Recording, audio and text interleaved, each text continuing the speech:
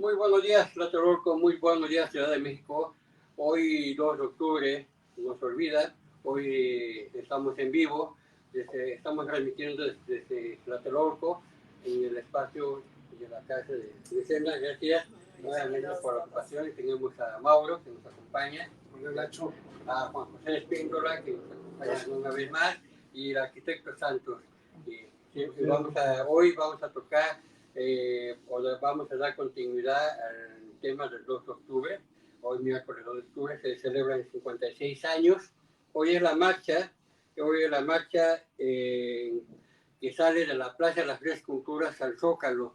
Y hoy se exige la verdad y justicia, así como en contra de la militarización del país, que es un tema que también va en contra de los activistas de los derechos humanos. Hoy también es un día importante porque la presidenta Claudia Sheinbaum, en su primera conferencia mañanera, ofrece unas disculpas a las víctimas, a la gente que perdió un ser querido en esas fechas, y desde Palacio Nacional, el Salón de la Tesorería, se pronunció junto con Vicenda Rosa Isela Rodríguez de la Secretaría de Gobernación, informaron sobre el caso del 2 de octubre. Y aquí hoy en la mañana la jefa de gobierno de la Ciudad de México, Clara Brugada, asistió, ¿no?, a la ceremonia. Más tarde estuvo la alcaldesa Alejandra Rojo de la Vega. Y estamos y hoy en el mediodía, pues en la Cámara de Diputados va a haber una ceremonia solemne por el acto del 2 de octubre. Esos son los hechos que han estado pasando. Y bueno, hoy ya tenemos nueva presidenta, ¿no?, nuevo gobierno, y esperemos que esto, con la toma de protesta, la toma en el Congreso de la Unión, pues ya a partir de ayer hay nuevo presidente y nuevo gobierno en México. Y bueno, hablamos sobre el tema del 2 de octubre. Es un hecho, pues aquí los Tlatelolcas estuvimos, la violencia, o vivimos en esa época, pues, la gente, ¿no?, los padres de familia que iban sus hijos en la boca, y bueno, y la gente que defendiendo cosas partes del interior de la República. Se acordará que estaban las casas de estudiantes también. Las casas de los estudiantes, sí, en casa de los estudiantes había una aquí en Guerrero, en Violeta, ahí estudió, bueno, ahí estuvo alojado López Obrador. ¿Ah, sí? Sí, también las casas de los estudiantes que están aquí en Santa María de Rivera, que es la casa de los estudiantes sinaloense, me acuerdo. La casa de los estudiantes de Guerrero, no me acuerdo dónde estaba. No me acuerdo si está por ahí por la Santa Veracruz, a una espalda, creo que por ahí estaba, no estoy seguro.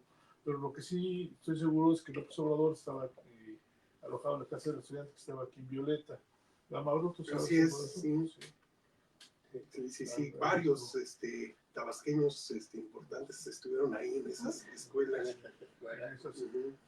Digo, casas de estudiantes. Eran los pupilos, ¿no? Que les llamaban pupilos antes. Tenían alojamiento, tenían algunas tenían alimento. No sé exactamente. Y que eran casas de activistas realmente, eran círculos estudiantiles que estaban muy implicados en acciones políticas, en acciones sociales, pero plenamente. Recordemos que en 1948 hubo una represión en el Politécnico porque cerraron el internado donde estaba el casco, y también hubo fallecidos, hubo muertos. Hace un momento platicábamos aquí con Griselda, fuera de cámara, de cuáles eran las causas del movimiento del 68. Yo le platicaba que fueron causas mundiales en todos los países. Hubo movimientos estudiantiles, en la mayoría de los países hubo movimientos estudiantiles. Los más famosos fueron en Alemania y en Francia, pero también hubo en las universidades de Estados Unidos, la Universidad de Berkeley. Y ¿por qué era esto? Pues había pues un clima de opresión que, como comentabas un rato, Griselda, pues ahorita no se concibe ese clima de opresión. Y las nuevas generaciones viven otro manera de vivir. Y eso en realidad es por los movimientos del 68. Y aparte del movimiento del 68, había un movimiento de cambio mundial que trascendió el 68. El 68, que fue la contracultura. La contracultura, como fue muy desprestigiada y sigue siendo desprestigiada por los aparatos gubernamentales, principalmente el sistema capitalista, ¿no? Que es buenísimo para capitalizar, ahora sí, capitalizar abundantemente todas esas acciones, todo se capitaliza, las vuelve negocio. Por ejemplo, las camisetas de Che Guevara, la imagen de Che Guevara, un revolucionario tan importante para la humanidad, lo minimizó, como vendiendo camisetas de Che Guevara, y ahora le preguntas a alguien de Che Guevara, pues sí, es un ícono de la contracultura, pero es una imagen nada más se ve la foto esta de Kafka, pero no se sabe la vida de Che Guevara, el contexto, por qué lo hizo, cuáles eran sus ideales. Fue una persona que viajó por toda Sudamérica, que estuvo era médico. En África también estuvo. Pero antes de eso, cuando era joven, viajó por Sudamérica, estuvo en casas de leprosos. Era médico. Hay polémica en cuanto a la autenticidad de que fue el médico titulado. Hay un libro de un investigador donde se denuncia que no hay tal cosa, pero sería otro tema de un programa dedicado a Che Guevara. Pero en realidad, si se tituló no se tituló, es intrascendente. ¿Por qué? Porque cuando la guerrilla, la última que tuvo allí en Bolivia, y cuando estuvo peleando en la Sierra Maestra, antes de ser dirigente de una columna, de una de las tres principales columnas de los guerrilleros en la Sierra Maestra, era el médico, y curaba las heridas y curaba a los aldeanos, porque no nada más era a la gente de la tropa que tenían ellos, sino a la gente del pueblo. Llegaban a las comunidades y los diagnosticaba, entonces pues era médico ahora sí, como San Lucas. Enfermero, igual. Como San Lucas. Que ese tema es muy interesante, porque habrá que hacer un revisionismo de la Revolución Cubana y del papel de Fidel Castro, su hermano, y el Che Guevara, y por otra parte el papel preponderante de Camilo Cienfuegos también, y Huber Matus, que para mí es el verdadero intelectual de la Revolución Cubana en su origen. Y Camilo Cienfuegos es un gran estratega, una persona. Era la gente que amaba el pueblo. Camilo tenía un gran arraigo, exacto, que murió en condiciones en un accidente trágico raro aéreo, ¿no? Que se subió a un avión, casa, y se mató. Pero Camilo Cienfuegos era una persona que sabía.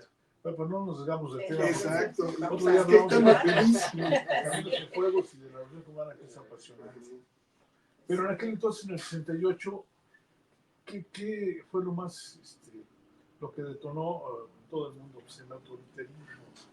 El autoritarismo es una palabra, pero es una manera de ser. ¿Sí? Es una manera de ser. Yo me imagino, para darles una idea a las nuevas generaciones, que a lo mejor no han visto, había una película de Andrés Soler con Pedro Infante. Creo que fueron 2 o 3 películas. El que era un ranchero del norte y que era muy autoritario y que trataba a su hijo como una basura. Entonces, ese es el autoritarismo que permeaba desde la familia, permeaba hasta toda la sociedad. Entonces, no se podía contradecir nada de los valores que ya venían, añejos que venían inclusive desde la colonia. ¿Sí? Entonces, a mí me imagino que Andrés Soler, esa personificación que hace es la idea o la personalidad de Díaz Ordaz. Y entonces, al momento de que los estudiantes aquí en México empiezan a protestar porque fueron reprimidos, o sea, fueron cuereados como en la casa, no sé cómo trataba a su hijo, yo conocí a su hijo, Alfredito Díaz Ordaz, no sé si lo cuereaba o no, pero antes sí se trataba, realmente a mí no me tocó eso, pero sí era muy común que en la escuela, en la casa, en la escuela era la letra con sangre entra. Y en la casa, a ver, te voy a corregir, y les coreaban a mi mamá, a esa generación. Ahora de chancla, pero de chancla es inofensiva, ¿no? En aquel entonces les pegaban con el corregidora, ahora la corregidora, pero antes era con un mecate mojado, con el cambio de la plancha, ahí en mi con un pueblo cuero. Hay un arbolito que son unas varas, les llaman el cayuyo. El cayuyo. El cayuyo, no, con eso nos llaman, ¿eh? Es más, yo no tuve ni novio porque me suponían. Ese es el autoritarismo. Es el autoritarismo. Que las nuevas generaciones no tienen idea. ¿Por qué? Porque las generaciones que fuimos del 68 y de la contracultura, ya no se perdió eso. En eso cambió el mundo. Y cambió, es un cambio, que lo estoy diciendo en 2 o 3 palabras, pero es un cambio integral, en todo, en manera de hablar, en manera de relacionarse con unos con otros, en todos lados, en los mercados, en la escuela, en todos lados. En los medios de comunicación, en todo, la música, la literatura. Por ejemplo, aquí en México, José Agustín Ramírez Gómez, Parménides García Saldaña, Luis Zapata. Entonces, es un cambio cultural. La música, en Estados Unidos, bueno, Woodstock, y aquí el Festival de Avándaro, las grandes bandas, La Cruz, no había el Three Sounding Man. Esa es la contracultura. Es exactamente, tú sí has leído. y tiene una base filosófica, ¿no? Tiene una base filosófica desde Platón hasta Hermann Klus. Es una base filosófica muy fuerte. Entonces el mundo cambió. Y por el otro, sí, es que había gente muy brillante en esa época, la filosofía. Camus, Michel Foucault, Jean-Paul Sartre, Simone de Beauvoir. Simone de Beauvoir, su esposa del desastre. Sí, fue todos ellos. Entonces el mundo cambió, pero entre ellos fue un parteaguas. ¿Y cómo se relaciona aquí con Tlatelolco? Platicábamos, nos quedamos con la idea de cuál fue la relación aquí con Tlatelolco. Pues Tlatelolco había habido un mitin antes, ya no hubo otro, pero estaba programado otro. Estaba programado uno, estaban pidiendo la liberación de Metro Vallejo y de Vallecapa.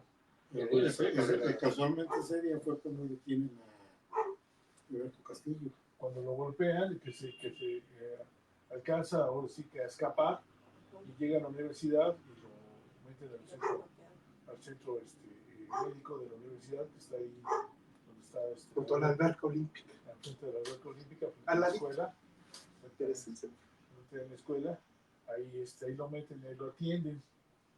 Y en realidad Tlatelolco, nos vamos más atrás, Tlatelolco que eran los patos de los ferrocarriles. Sí, y aquí estaban las bases de Demetrio Vallejo y de Valentín Capa. Los que no se apegaron después de que encarcelan a Demetrio Vallejo y a Valentín Capa, que se van con el otro líder que era Gomezeta. Don Luis Gomezeta del movimiento ferrocarrilero. A muchos de ellos que se van con Gomezeta les dan departamento aquí en Tlatelolco. Aquí conocimos a muchas personas que eran ferrocarrileros y telefonistas. Ferrocarrileros y telefonistas sindicales. La primera sección, ¿no? Sí, la primera sección. Y a los que no se plegaron, pues los mandaron a la provincia, los cortaron. Don Luis era... Don Luis Don Meseta. Don Meseta. No, Él, era gatillero, ¿no? bueno, no, tenía sus gatilleros. De hecho, tenía gente que mandó a entrenar a Estados Unidos con la CIA. O sea, era... Hay que recordar que Don Luis Gomezeta es el primer líder sindical que se vuelve director de la empresa donaquera. Entonces, estuvo poderosísimo. 8 años. Poderoso, ¿no? Gomezeta. Y tenía una red intrincada de gente que ahorita todavía están por ahí andando, Algunos hasta escriben en la jornada. No digo nombres para no quemarlos, pero... Aquí tenía sus oficinas, aquí Exacto. en el ferrocarrilero. Ahí Era la sección más importante. Bueno, aquí en el Congreso del Trabajo la trasladó Víctor Flores. Fíjate. Yo vivía ahí enfrente del Guadalupe Victoria. El piso Guadalupe Victoria, y está enfrente de los líderes. Bueno, del sindicato de ferrocarrilero. No han podido derrotar el... No, ahí sigue. ¿Cuántos años tiene ya ahí? Como 30. Más. Desde la nacionalización del ferrocarril, ¿no? 97. Sí, sigue ahí. Bueno, ahorita, fijando lo que tú decías en la mañana de la conferencia mañanera de Claudia Sheinbaum, ella dice que es hija del movimiento del 68. Su mamá Es investigadora. La profesora, ella dijo que era del Poli, su mamá es profesora del Poli, y la corrieron por haber participado en el movimiento del 68. Y ella iba a Lecumberri a ver a los presos políticos, y no me acuerdo qué creo que estaba, ¿no? Creo que estaban en el ajeno, no me acuerdo. Lecumberri fue una de las peores cárceles del mundo. Fue una cárcel que mandó a hacer Porfirio Díaz, y era sobre un diseño arquitectónico muy especial. Tenía un redondel donde tenía una torre, y de ahí se ven las crujías que estaban por letra. Entonces había una para homicidas, otra para rateros, otra para violadores, etcétera, otra para loquitos, y había una para los políticos que ahí estuvieron en el 68. Esa revuelta, ¿no? Donde escribió Eso, Lapando, ¿no? Escribió Lapando. Revueltas que a él después del 2 de octubre lo agarraron no sé dónde, por ahí alguna vez leí, él lo estaba comentando, que lo agarraron, le dijeron, ¿usted tiene que ver con el 28? Y dijo, sí, yo sí tuve que ver, y en realidad no. En realidad no, él estuvo en la marcha del 26, cuando estaba en el municipio de Juárez. Él estaba ahí, Marco Pardiñas, pero después yo nunca lo vi en las asambleas. Bueno, no participé en todas, ¿no? Pero en las asambleas que fui a la UNAM, el Comité Nacional de Huelga, nunca lo vi. Pero después él acepta que sí participó en el movimiento del 78 y lo encarcela. A él y a Lide Gortari, el ingeniero Lide Gortari, que era tío de Echeverría. Era tío de Echeverría, el ingeniero Lide Gortari, que también fue una gente muy, muy importante del movimiento. Ellos sí estuvieron en el movimiento. Alberto Castillo y Lide Gortari. Entonces, los fundadores del Consejo Nacional de Huelga. Entonces, Claudia dice que es hija del movimiento, pues qué bueno, por fin estamos. Hace 6 años vino Claudia a Tlatelolco y trajo al representante del 68, el comité del 68, estuvo ella. Estuvo en la ceremonia, hizo una ceremonia ahí, y hubo vecinos, invitó a la gente de la alcaldía y estuvo Claudia aquí en Tlatelolco. Fue la única vez que vino, pero hace 6 años, y ahora es presidenta, ¿no? Yo declaro precisamente, yo creo que por eso declara hoy y ofrece disculpas. Pues sí, como miembro del gobierno, ¿verdad? Pero Sí. Pues ella en realidad pues, es una activista. Un activista que vivió, creció viendo a su mamá con esas ideas progresistas. ¿Qué son de ser progresistas? Básicamente es que el pueblo, la gente pobre, progrese. Así se puede resumir. ¿Sí? Eso me ¿Y acuerdo que ustedes recuerdan en qué época empezaron a llegar las asociaciones de estudiantes a los cuartos de azotea? No, fíjate, no En el 68 todavía no había. todavía no había, ¿no? Pero ya para antes del terremoto había muchos estudiantes Sí, en los cuartos de en la azotea. Sí, en los cortes, Sí, así hay es. un estacionamiento, creo que es El Z, el Z o el X. Externo, El Z. a un lado del la- Deportivo Antonio Castro. Entonces, el Coahuila, Sí. Antonio Castro, el Veracruz, el Coahuila, Ahí había muchos. ahí había Pero- muchos.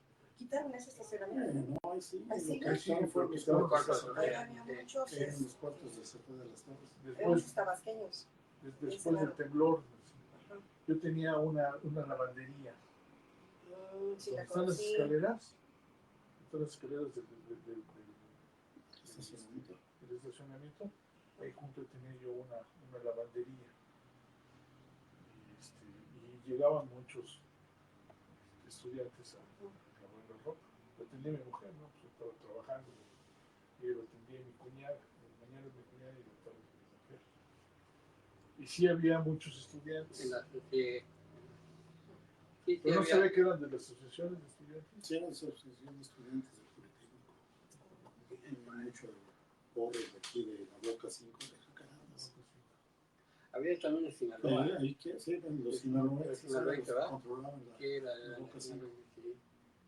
Sí, bueno, ahorita que estás mencionando, sí, conviví algunos amigos vecinos. Sí, yo estuve en Prepa 9 Sí, y nos tocó tener enfrentamientos con los sinaloenses de Boca 5 que llegaban aquí. El camellón y su gente era. Nosotros hemos puesto unas corretizas. Yo también. Y estaban pesados los porros. sí.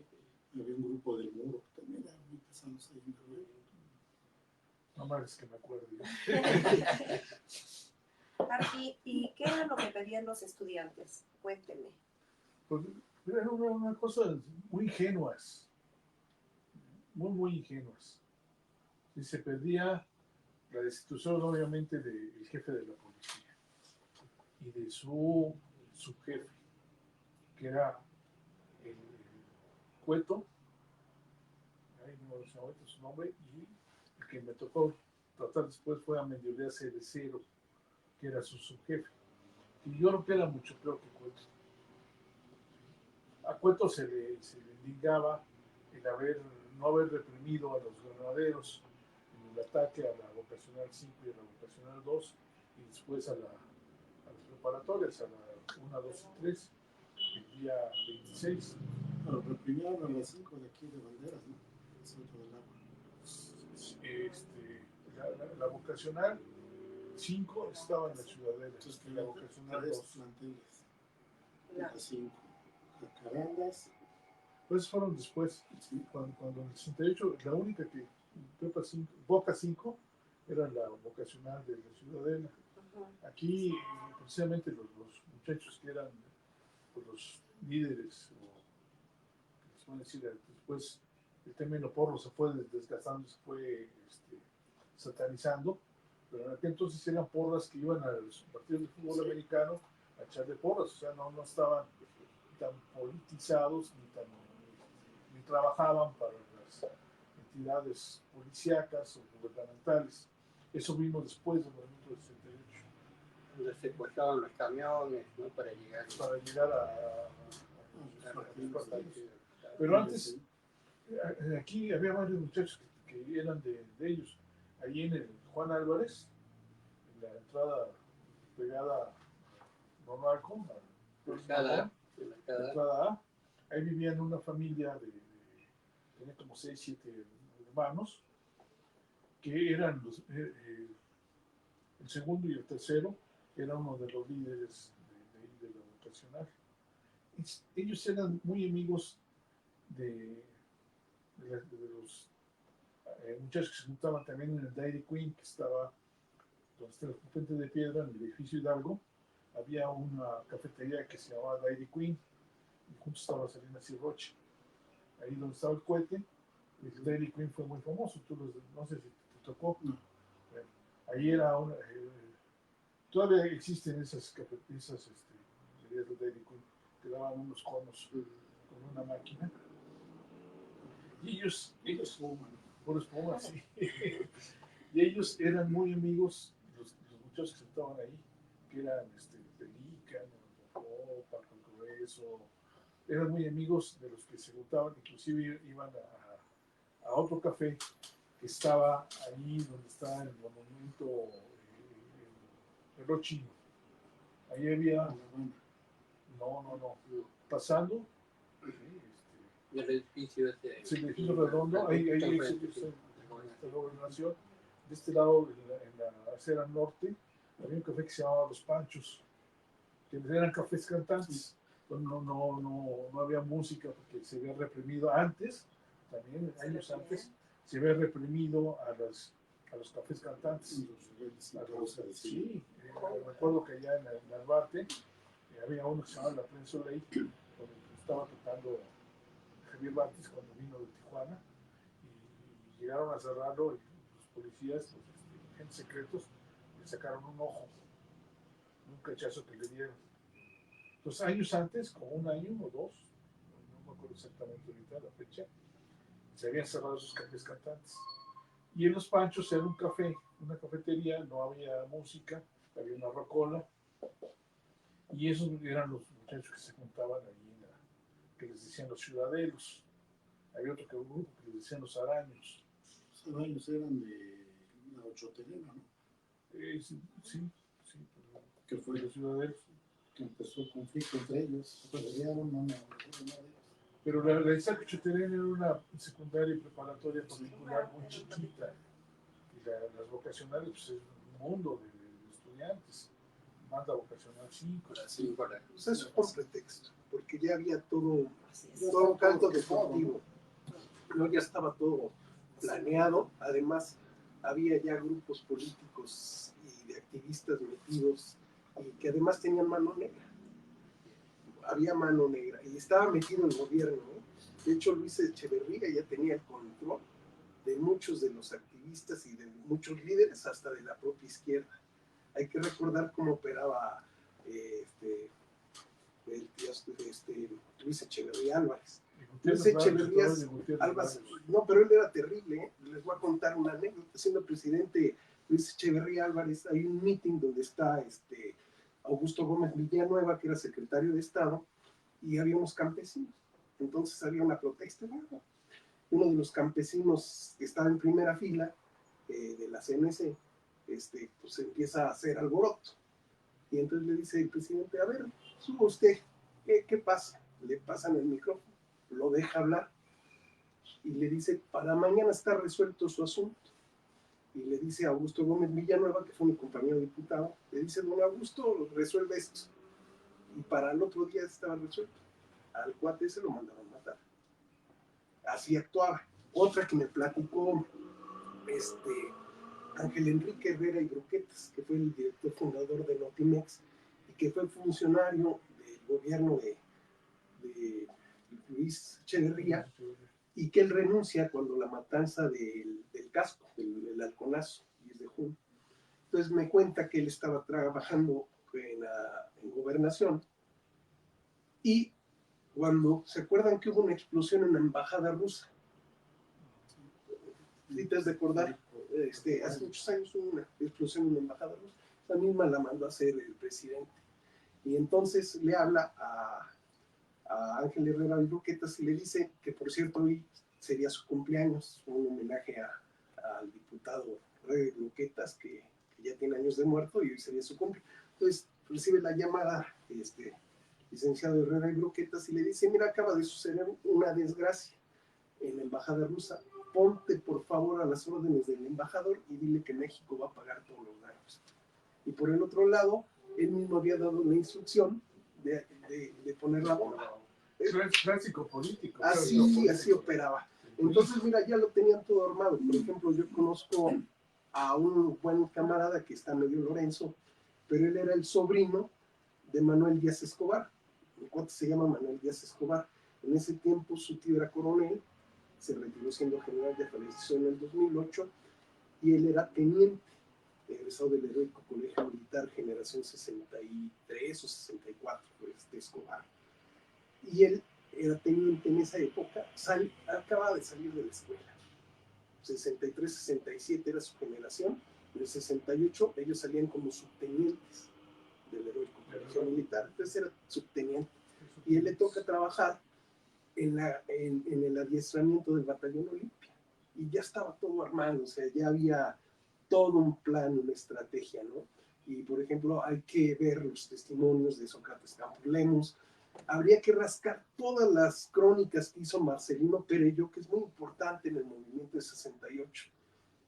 Los testimonios de Marcelino Perello, que no están valorados realmente por la personalidad de Marcelino, pero muchas de sus narraciones, si le rascas y lees entre líneas, es muy interesante ver cómo se sucede todo ese movimiento del 68, y en el cual también tuvo gentes y activistas, don Luis Gomizeta. O sea, mucha gente estaba infiltrada en ese movimiento del 68.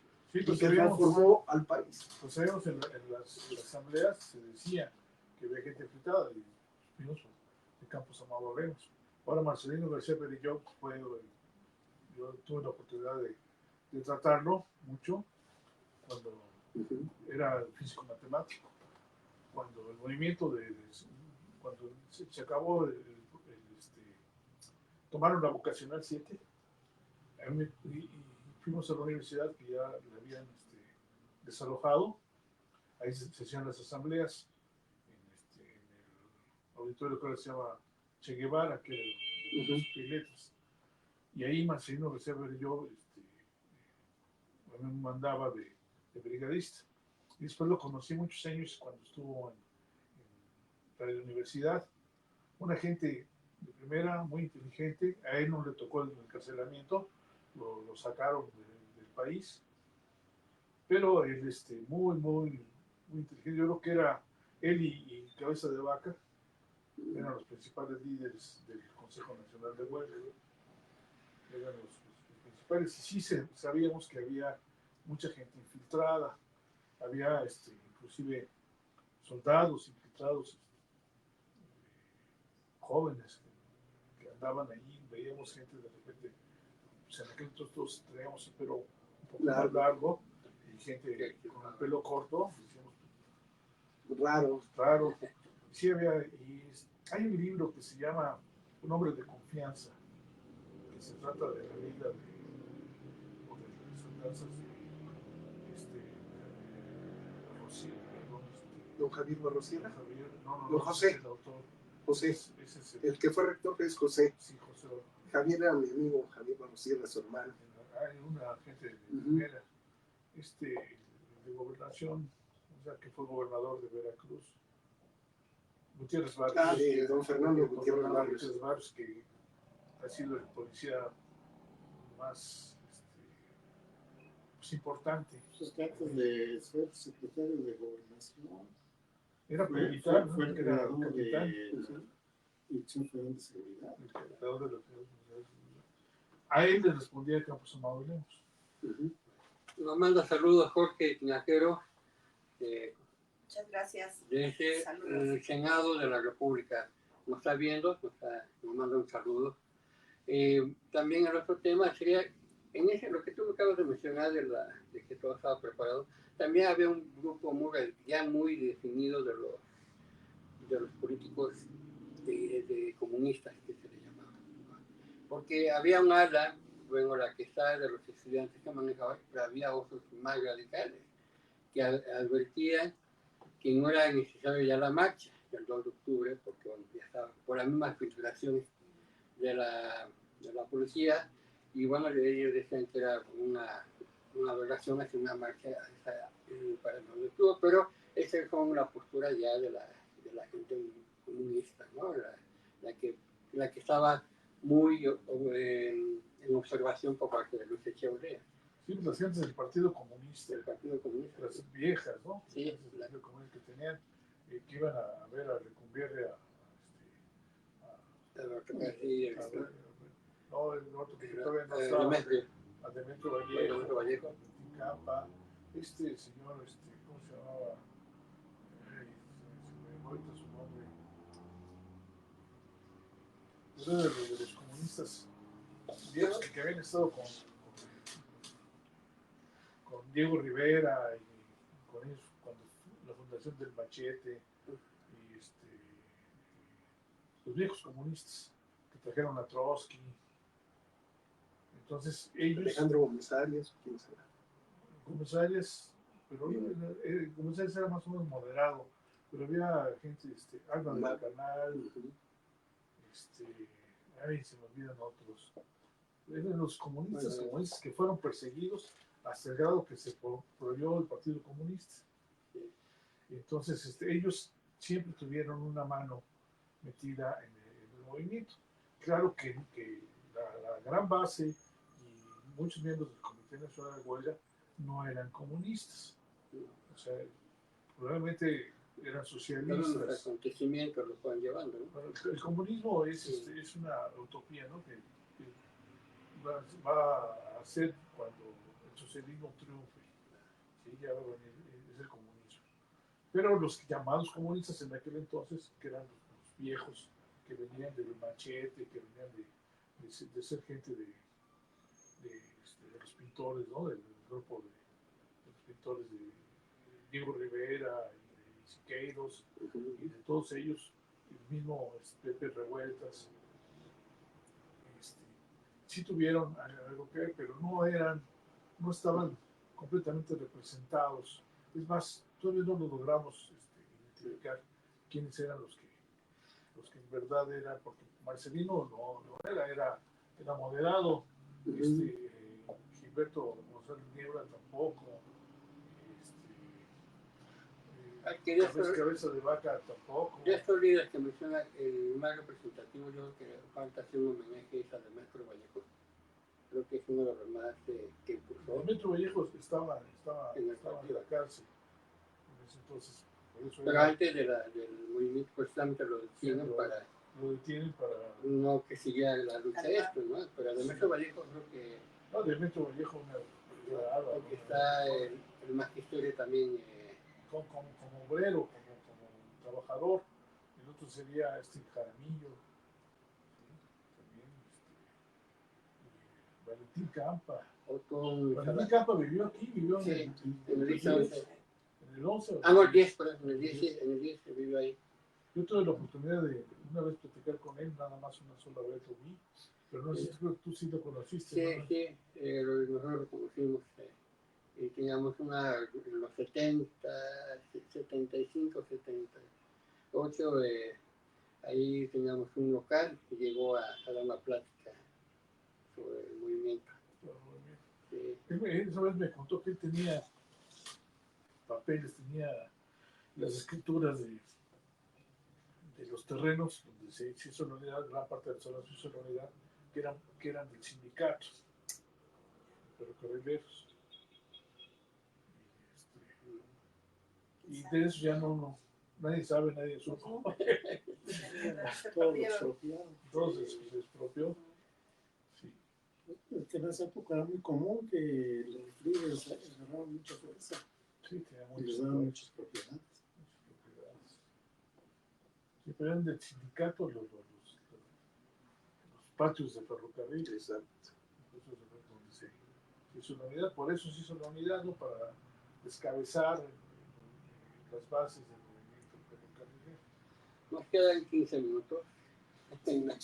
Si quieren comentar experiencias, vivencias sobre, no sé, Era muy pequeña.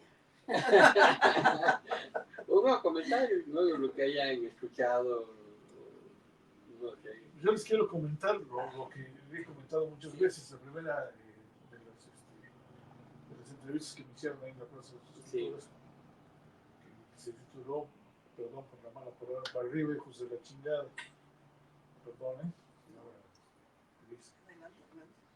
Y es porque ese día, el 2 de octubre, yo me acuerdo que me había quedado de ver con amigos que estábamos jóvenes, todos éramos niños, que estábamos en la adolescencia. Me quedé de ver con unos amigos de la segunda unidad para ir al meeting. ¿Sí? Inclusive mi mamá y mis mis hermanitos fueron al meeting. Ay. Y entonces me quedé de ver con ellos, ahí donde estaba el Ramón Corona, en el cuadro del Ramón Corona, porque eran los edificios más poblados y era donde estaba la Palomilla. Entonces me quedé de ver con ellos, no sé si eran las 4 o las 5 de la tarde. Y caminamos sobre Manuel González y pasando Guerrero, de Guerrero hasta Insurgentes estaban las tanquetas. Tanquetas, me acuerdo que son tanquetas, ¿por qué? Porque no tienen orugas, sino es neumáticos, son llantas. Y los pasamos y los vimos ahí en nuestra pues, inconsciencia, porque a esas edades todavía no tenemos el córtex cerrado. El córtex es lo que sea que no se une bien los hemisferios cerebrales. Entonces estábamos jóvenes, estábamos niños, entonces inconscientes, intrépidos. Fuimos y los vimos y nos regresamos. Y en el cuadro donde está el Miguel Negrete y el Ramón Corona y el Marino Escobedo, ahí estábamos listos para irnos al meeting. No teníamos conciencia. No teníamos conciencia. Aunque habíamos estado en movimiento, para entonces era una fiesta y era pues, una bronca que habíamos tenido días antes aquí en Tlatelolco y allá en el barrio de San Ildefonso, inconscientes. Y ya cuando iba a empezar el meeting, vámonos, pero un amigo dice, voy a subir por un suéter que vivía ahí en el Miguel Negrete, en el 6º piso. Ok, entonces nos adelantamos, un amigo y yo, que se volvió abogado, Eduardo Aguilar Palacios, que por ahí luego me ve. Él y yo nos fuimos, caminamos hacia las Plaza de las Esculturas, caminamos hasta allá y nos subimos a la entrada F, al piso 12. En el piso 12, antes no estaba la barda, sino había unos barandales y sí estaba la trave de Peralte, pero más chica. Entonces nos sentamos ahí en el barandal, colgando las piernas hacia abajo, y empezó a llegar la gente, y ahí estábamos, ¿no? Y ya cuando estaba eso a reventar, estaban dando vueltas los helicópteros, pero pues como siempre, ¿no? O sea, inconscientes de nosotros. Están cuidando. Inconscientes de nosotros. Nos están cuidando. Sí, y entonces me dice mi amigo, ahí viene el ejército. Digo, ¿por dónde? Y me dice, por allá. Entonces, por el eje central que antes se llamaba San Juan de Letrán, vemos que empezaron a llevar las tanquetas y empezaban a bajarse de los camiones, y en eso uno de los helicópteros avienta una bengala verde y cae en las ruinas pegadas a la iglesia, ahí cae la primera bengala verde.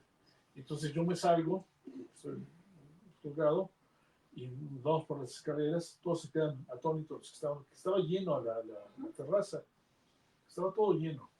Y entonces nos empezamos a bajar las escaleras, estábamos jóvenes, estábamos niños, la bajábamos de un salto cada uno de los 7 escalones que son que se forman en cada descanso.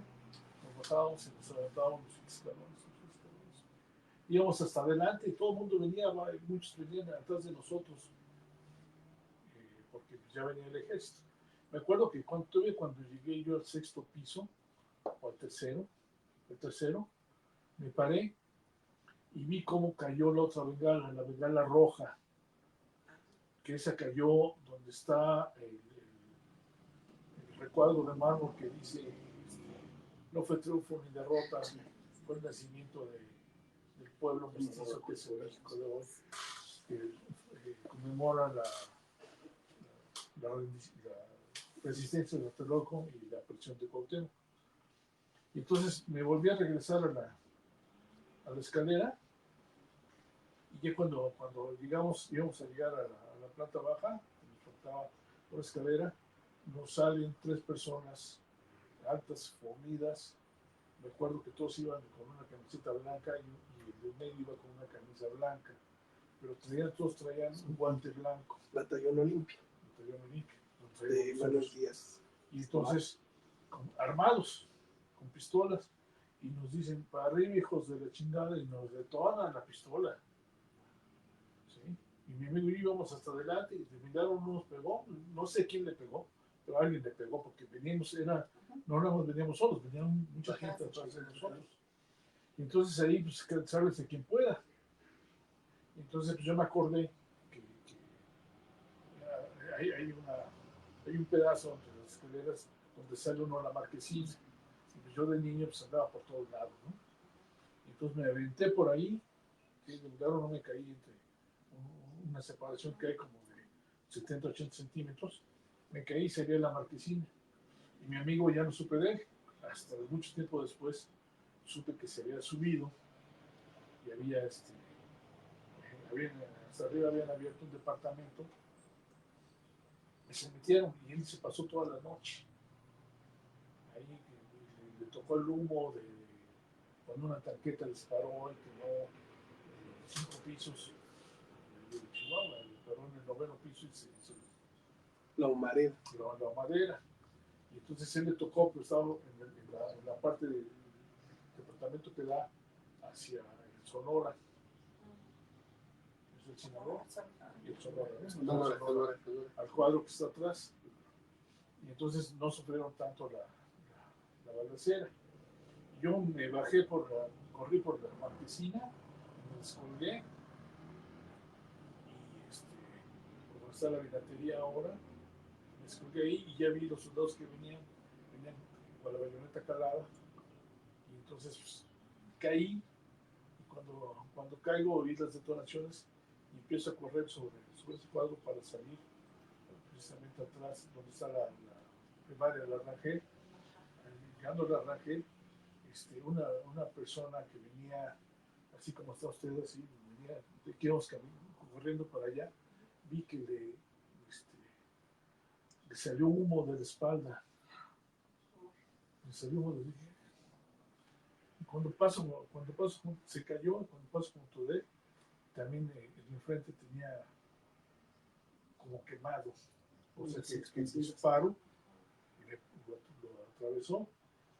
Ya me metí por la Rangel, corriendo, salí al estacionamiento. El cuadro de los artistas salía de Querétaro y de Guanajuato, pero yo sin saber estaba en shock. Sí, estaba siendo rodeado. Ahí estaban los soldados en el Parque de Santiago. Entonces nos reculamos y salimos por la Suiz Tech Pan. Y me atravesé a la calle esta que se llama Rivero. No reforma, ¿no? Sí, nos atravesamos la calle. Estaba parado todo el tráfico. Carvajal, la escuela que se llama la parcialidad. Y es el callejón ese. Ahí salí y pasó un camión, un corredero de gente, no se oyó muchísima gente. Un corredero se oían los disparos, y nos alcanzamos a subir un camión. Le pregunté, ¿para dónde va? Dice, me dijo que iba para la colonia Moctezuma. Le dije, pues, que no vaya para allá. Para donde sea. Para donde sea. Sí, y esa fue mi experiencia en el 2 de octubre. Pues yo la viví en mi cuna en Tlatelolco. Yo estaba en mi edificio en el 5 de febrero, pero estaba yo bien chavito, tenía yo 1 año y meses. Entonces apenas caminaba. Lo que sí es que me quedó un tiempo que cualquier ruido me alteraba muchísimo, cualquier ruido así de sopetón me alteraba por tanto disparo y tantas cosas. De hecho teníamos vecinos que hasta guardaban ahí sus boquetes de recuerdo, ¿no? En los closets de las balas que llegaron hasta el piso 14 del 5 de febrero y tenía una vecina su boquete y lo guardaban de recuerdo, ¿no? Yo es muy interesante. Siempre lo he dicho, quiero insistir porque eso yo nada más lo digo, pero en realidad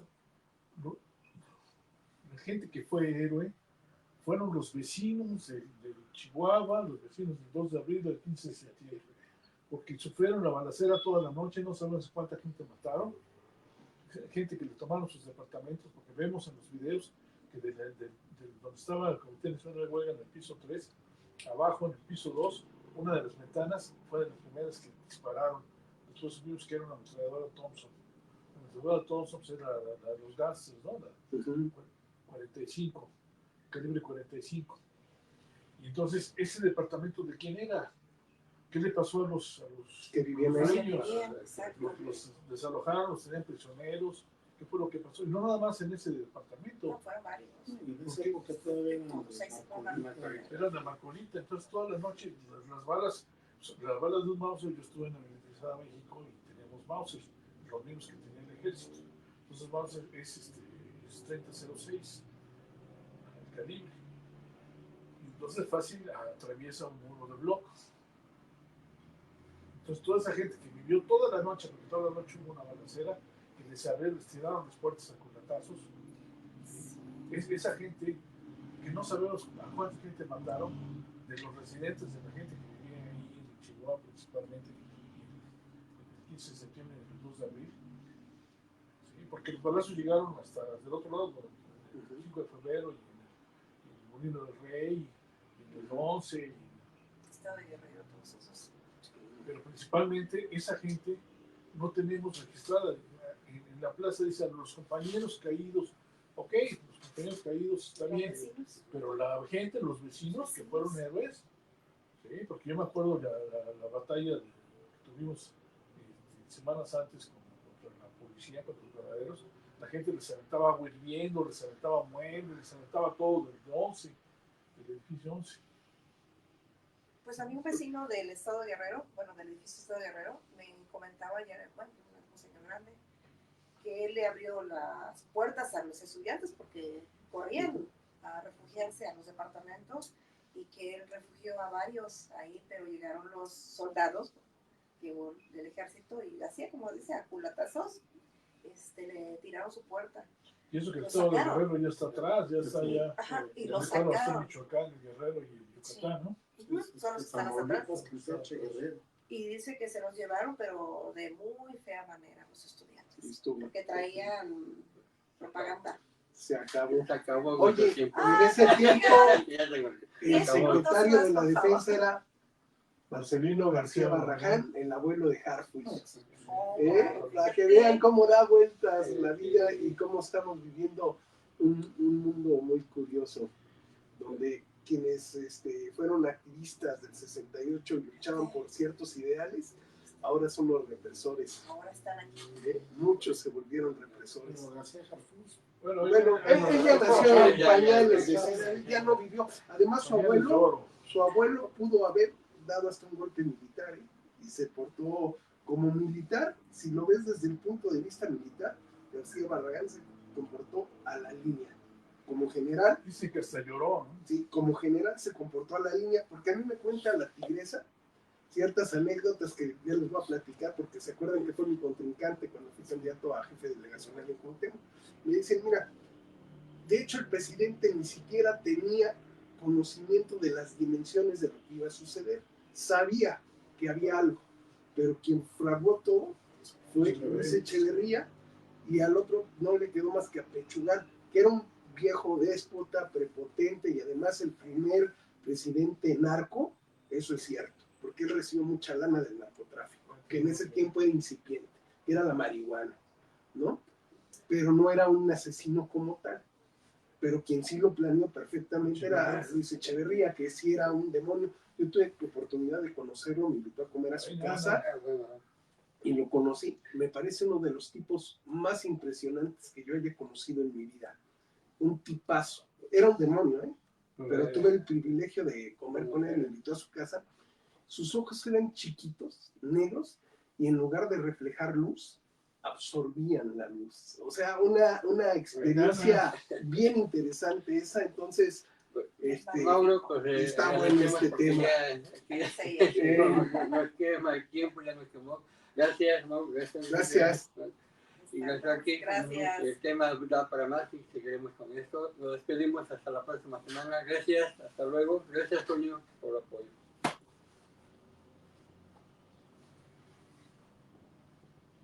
Bueno, pues qué interesante lo de que tuviste la oportunidad de estar con. Yo conocí a su hijo porque trabajé con él en la comisión de Río Balsas, Rodolfo Echeverría, pero a Echeverría no lo conocí. ¿Ya cortaron? Ya estamos fuera de medio. Todavía No puedo no. verlo. Aquí se ve algo. Sí, qué interesante. Pues yo creo que te vamos a hacer una entrevista de todo eso. Ahorita les platico, pero Bueno, ya que estemos fuera del Mientras aire. nos cortan, pues podemos seguir allá. Sí, Ya. Ya.